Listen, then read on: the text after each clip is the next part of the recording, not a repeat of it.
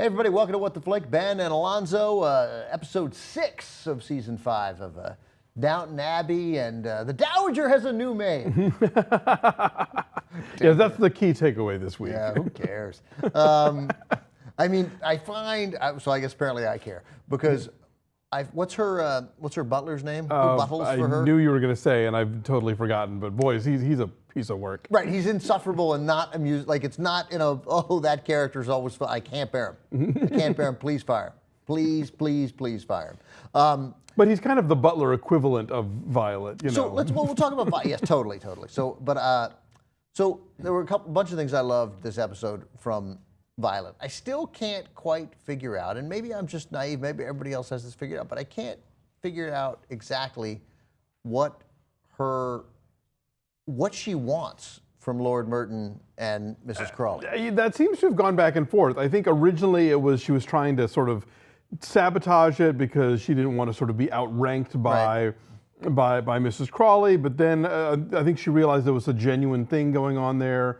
Right, she's not evil. Exactly, right. So she didn't want to be bad about it, but now she realizes that but then she sort of held out hope that Mrs. Crawley wasn't going to go through with it, but now that she is, then... And she thought maybe setting him up with the doctor would... Right. And it seems like that's just, it can't be just left with the doctor. She cannot marry Lord Merton, even though they then tricked us because he generally... Yeah, he's a good guy. And he's a good guy, and he's interested in other things. He's not just interested in being a lord. Right, yeah, no, I mean, like, they actually have conversations about the stuff that she wants to have conversations about. So, I don't mind if she does. I think it'd be kind of cool. I think it'll add an interesting wrinkle. I think, I don't know, that they've painted the Dr. Mrs. Crawley, relationship as so very compelling that, it must be, consummated. Where are we, 1924? 24, yeah. Right, so it's 10 years after the show started, right? It started right on the eve of World War I.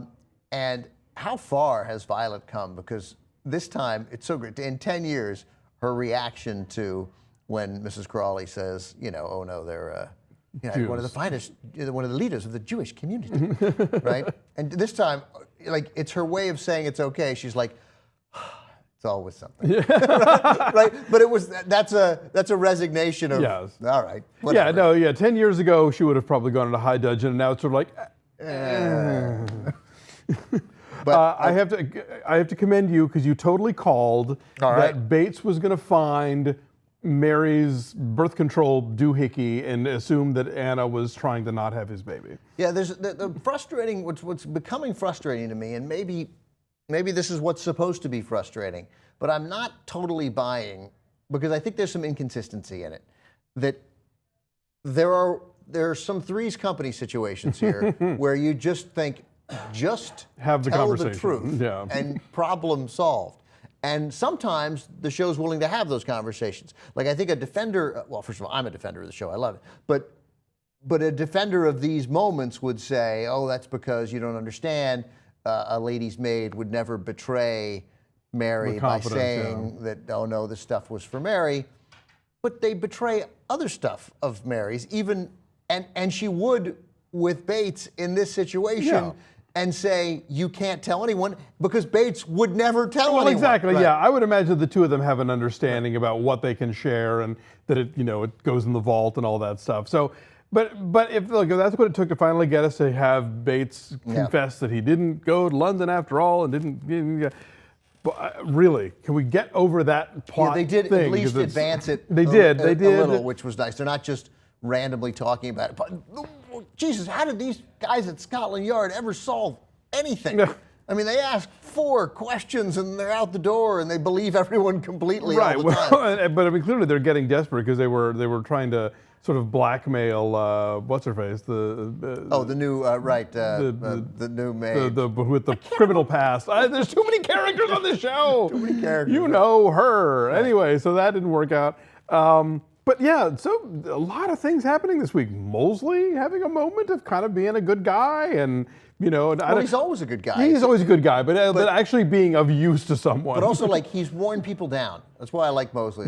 Like he's always been a good guy, but everybody thought of him as sort of a self-promoting buffoon. They were wrong about him. I mean, he just, like, literally, he was like, what do I have to do anywhere to be noticed and heard? I don't want to be praised. I just want to be a part of the team. And here now, like, we all of a sudden get it from a couple of different people. Like, And that was a kind gesture. Mosley. Mosley. I don't think they're going to set up a romance between him and Daisy, but I think as a sort of a mentoring thing, it's great, you know. No, and the relationship Mosley needs to have is with the woman whose name we can't. We can't remember. Yes, exactly. And okay, we find out that, oh, poor Thomas has been injecting saline solution all this time. Right, infected saline solution. Right. I mean, the good news is, thank God, it's saline solution. Yeah, and it's right. not. It wasn't like heroin or whatever. We knew he was obviously a sucker. Because, Right. Although a sucker out of just this horrible desperation, and you know, as bad as I imagine it was, even obviously more recent, but to be gay in America in 1924. Sure. England. Worse. For longer. Because in England you could be arrested just for being gay and not for doing anything. That's right. I almost had my anachronism police hat on for the doctor being so relatively chill about it. But, you know, I figured there were compassionate people. There were people of science who maybe realized that, look, this is a thing, and just, you know. Yeah, I'm sure there were plenty of people of science about it, but also But what I thought bailed the doctor out was him saying, "Hey, look, I understand. You must, in this world we live in, you must desperately want to get out of this. Yeah. But you know, we're better to make the best of a lousy situation than." I will, however, put my. And he's never preached, really. The doctor. No, he's never been a preacher. He's only been a preacher for Science. risky behavior. Right. Yeah. Right. Yeah. I will put on the anachronism police hat though for Tom Branson this episode. When Edith asks him if he's going to the picnic and he says it's not my thing. Oh, no way, yes. Right. Yeah, not in 1924, not my thing. Not my thing. Lady Edith, what's her end game? Again, like we know that, okay, we were wondering this last week. I'm still wondering, you know, she's got the kid now. She's, you know, that's been revealed. She's gone to London to do what? To run the guy's publishing empire now that she's inherited it? I guess she can. No talk of that. That was a heart-wrenching scene. Oh yeah, with taking the baby with away. the mother, with the other mother, with yeah. Mrs. Drew, you know, and of course then after sort of building this Mrs. Drew as a kind of an unsympathetic character, even though again I thought a Three's Company conversation could have solved that. Look, you ended up telling her anyway. Sure. So maybe you should have told her what was happening. Not all under along. duress. Right, not under duress, where she feels ganged up on. But I mean, she loves Marigold. You know, and that's just a painful moment to have a kid, and the kid's going to be upset too. Although Edith will be a. Yeah, no, I think she'll be a competent mother, but yeah, obviously for the adoptive mother, I mean, that they've bonded. They're, you know, she was raising that kid like her own, so to have her just suddenly abruptly snatched up, that's a very emotional moment. That's terrible. And clearly Violet's going to play a role in I don't know what, bringing Edith back into the fold to some extent. Yeah. And so here's really what I most, I guess, wanted to talk about, and I'm glad I didn't forget completely. Mary is so loathsome. I mean, just to Edith anyway, yes, for sure. But I mean, but to Edith, how can you be this loathsome to someone? Like, I got it. You're a grown-up now. I got it. You didn't get along. Plenty of siblings don't get along. You don't have to be besties. Sure. Right? But he did just die. Your husband died. She did love him. It doesn't, I get it. It's not quite the same thing. The house is not going to go into mourning. They barely knew this guy. And she hadn't been with him for long. Maybe wait a day to show off your new hairdo. Yeah, and just the thing because I don't like Edith. Like, we forget Edith, there was a reason that Edith was on the outside looking in, because Mary was sort of, you know, strong and powerful, and Sybil was the sort of light of Sybil was a delight, lit up the room constantly, and Edith was a gigantic drag, and still is. Yes. Even though you feel bad for this series of misfortunes, but that series of misfortunes, one could argue, she had them coming. They find people like Edith. But Mary, enough with your this and but I was positive that something terrible was going to happen with the sitting side saddle or whatever that you horse people. Oh, right. Well, I didn't, especially because there's that camera shot of her taking that jump, and I was like, oh no, totally. You're like, that's someone else is gonna die. Oh no, it's not Christmas. Yeah, that was shaky. I love Cora reading the riot act to Robert because let's not forget he had that whole thing with that maid for a while. Right in that room, or in that changing room, right. So it's like, dude, you slow your roll. No. You're not exactly coming to this from a position of It's what the show does so well. She gave her little speech, she left, and he gets into bed in a huff, and he can't even turn out the light. He's like, I gotta go back. Yeah, and I love, and her thing is sort of like, I'm not accusing you of anything. Right. I'm just mind saying, you. Right. But. And it's also her way of saying, yeah, I got it. I flirted with him too much. I totally flirted with him. But I didn't invite him in. And you know she never was going to, because her complaints against Robert are legitimate, but wouldn't justify that kind of stuff. She would meet him in London. At a hotel. That's right.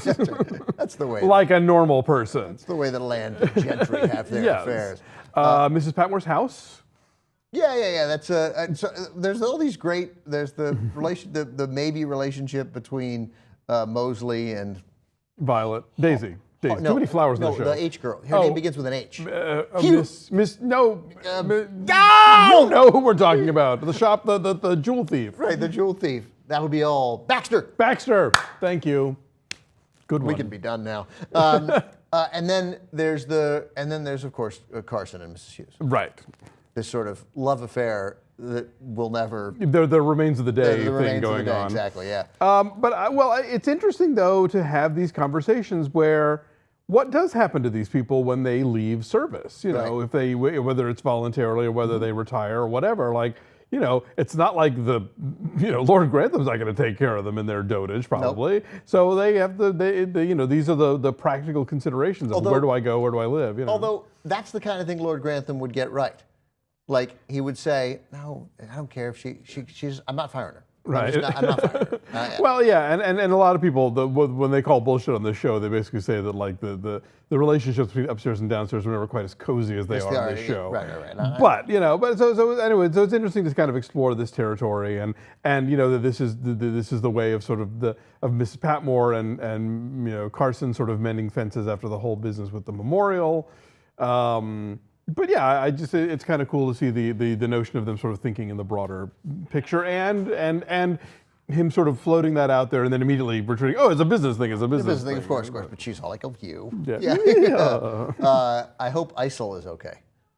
Yeah, they're really telegraphing some, there was 2 different scenes about that, so I suspect she's not going to make it past the end of the next episode. But hopefully maybe she'll, but he, of course, he's such a stooge. Did you say Isel? Yeah.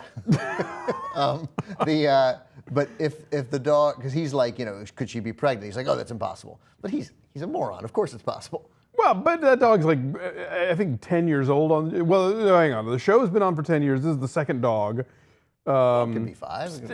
Maybe she's pregnant. I don't know. Who knows? I don't know. But he's like thinks it's impossible because he got her. Who knows? True. I'm just saying it's Robert. I was going to say anything that he asserts is quite possibly completely wrong. Quite possibly correct. All right, we leaving anything out? Oh well, the Serbian. the Russian. Oh right, yes.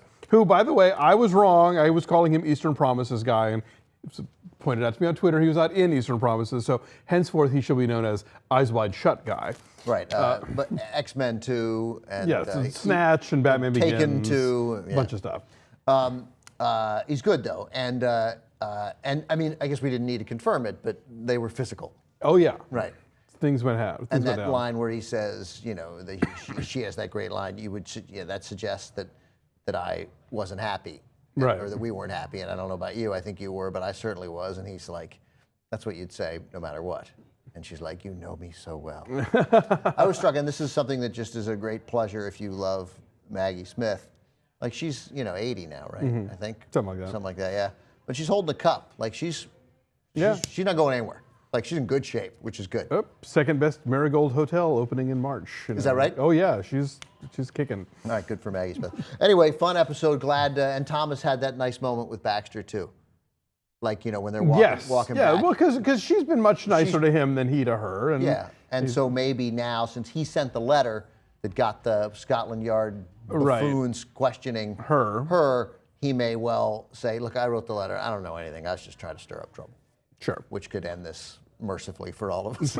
And Tom Branson, I thought was very sweet to Edith and, totally, and yeah. compassionate. And If I was going to tell anyone, I would tell you. He's like, well, then talk to me. I'm right here. Yeah. Like he was very available to her, which I really admire. Also, but just look at the difference there. So they're all going to this nonsense horse race. By the way, who would go to that horse race if you didn't have gambling? Like, what would the possible point of doing that? To get out of the house.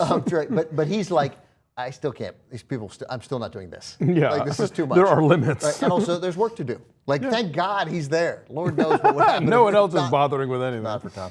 All right, we'll be back next week. More good stuff from Downton Abbey.